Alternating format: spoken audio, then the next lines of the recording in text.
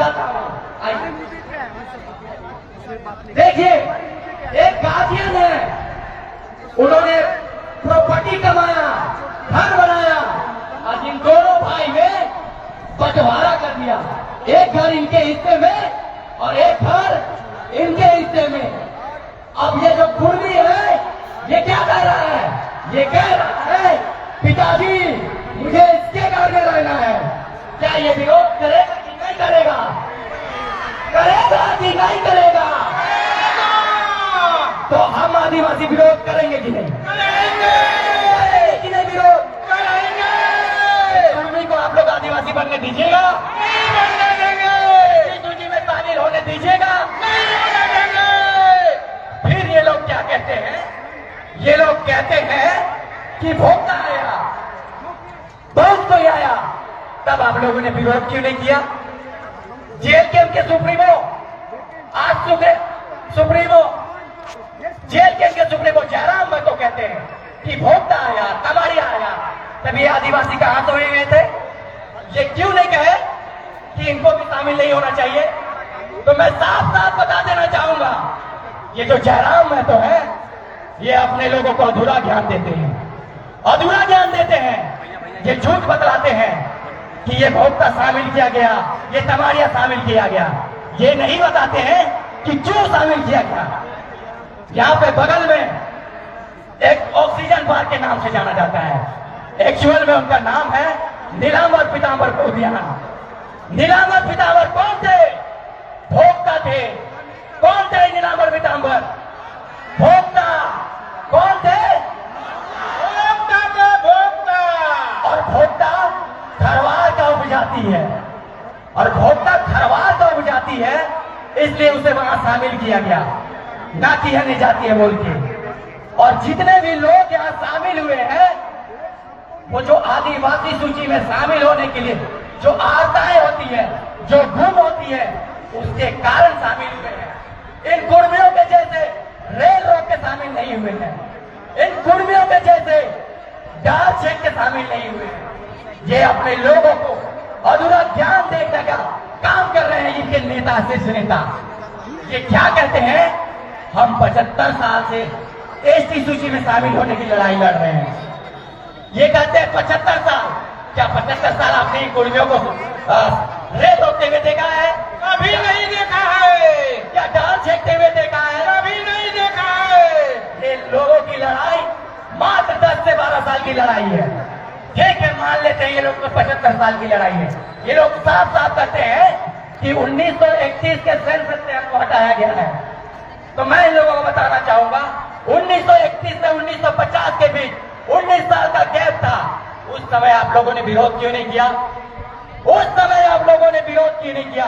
क्योंकि उस समय हमारे आदिवासियों को, जब भारत आजाद नहीं हुआ था, उन्हें पहनने का अधिकार नहीं था, उन्हें कपड़ा पहनने का अधिकार नहीं था, उन्हें कहीं जाने का अधिकार नहीं था।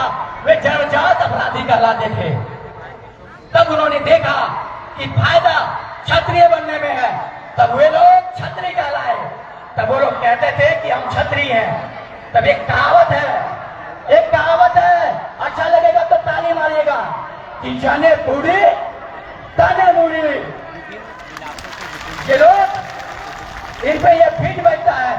जब आजादी से पहले उधर के लोगों को, अपर कास्ट के लोगों को तवज्जो दिया जा रहा था, तो ये अपने आप को क्षत्रिय कहे। जब 1950 के बाद हमारे भीमराव अंबेडकर ने दबे कुचले वर्ग को जब अधिकार दिया, आरक्षण दिया, तब ये लोग इनके पेट में दर्द होने लगा। तब इन्होंने देखा कि बूढ़ी इधर है तो बूढ़ी इधर करिए। तो मैं इन लोगों को कहना चाहूंगा कि आप सावधान हो जाइए, सतर्क हो जाइए और अपनी मांगों को वापस ले लीजिए। और एक बात इन लोगों को मैं कहूंगा कि इन लोगों के नेता इन लोगों को जो बरगला रहे हैं, तो मैं कहना चाहूंगा कुर्मी भाइयों से कि जब मती भ्रष्ट हो जाए तब कुछ समझ में न आई, कि जब मती भ्रष्ट हो जाए तब कुछ समझ में न आई। कुर्मी भाई हाथ जोड़ के कहता हूँ, तुम ओबीसी हो मेरे भाई, तुम ओबीसी हो मेरे भाई। धन्यवाद। जोहार। भाई राकेश महाराज जी को बहुत बहुत धन्यवाद। साथियों से फिर मेरा निवेदन होगा, इधर जितने भी आप लोग हैं, अभी बादल में देखिए आ गया, ऊपर वाला भी हम लोग के साथ है, तो आप सब लोग पीछे मैदान भर दीजिए। जितने पीछे हैं आप लोग उधर बैठिए ताकि लगेगा, क्योंकि हमारे दुश्मन को भीड़ भी दिखाना है ना। तो आप पीछे जितने भी बैठे हैं, पता नहीं आप लोग को कितना तकलीफ हो रहा है भाई, आप लोग को बहुत दिक्कत है। इतना कम धूप में तो नहीं दिक्कत होना चाहिए। पीछे जितने भी बैठे हैं, खड़े सभी लोगों से मैं निवेदन करूंगा, पीछे आप जाके जो है कि भरिए। साथियों, हमारे बीच पूरे झारखंड से लोग आ रहे थे, हमारे दुश्मनों ने भी भरम फैलाया कि ये रैली जो है कि कैंसिल हो गई है। सुबह चचा से मुझे फोन आया, सुबह मुझे मांडर से फोन आया, कहा गया कि कह रहे हैं कि रैली कैंसिल हो गई। आप सोच लीजिए, उसके बावजूद इतना भरम, इतना झूठ, सब कुछ फैलाने के बाद वो आप लोग इतना संख्या में आए हैं। पीछे संख्या का ताकत दिखाना है, आप लोग से निवेदन है, आप लोग पीछे जाइए। हमारे बीच सबसे ज्यादा क्रांतिकारी लोग निकले हम लोग का सरायकेला खरसावां से लोग। आजादी के बाद आपको पता है वहां पे गोली भी चला, वो लोग वहां 1 लाख 1.5 लाख लोग जुटे थे, और आज जो है 150 गाड़ी लेकर यहाँ आए हैं, और कोई मंत्री ने उनको पैसा नहीं दिया, कोई नेता ने उनको पैसा नहीं दिया। वो लोग एक एक घर से 300 रुपया चंदा लेके आए हैं। कितने बड़े क्रांतिकारी हैं, उनके लिए आप लोग ताली बजाइए।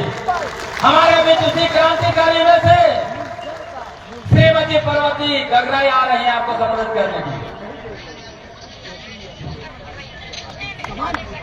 आज आदिवासी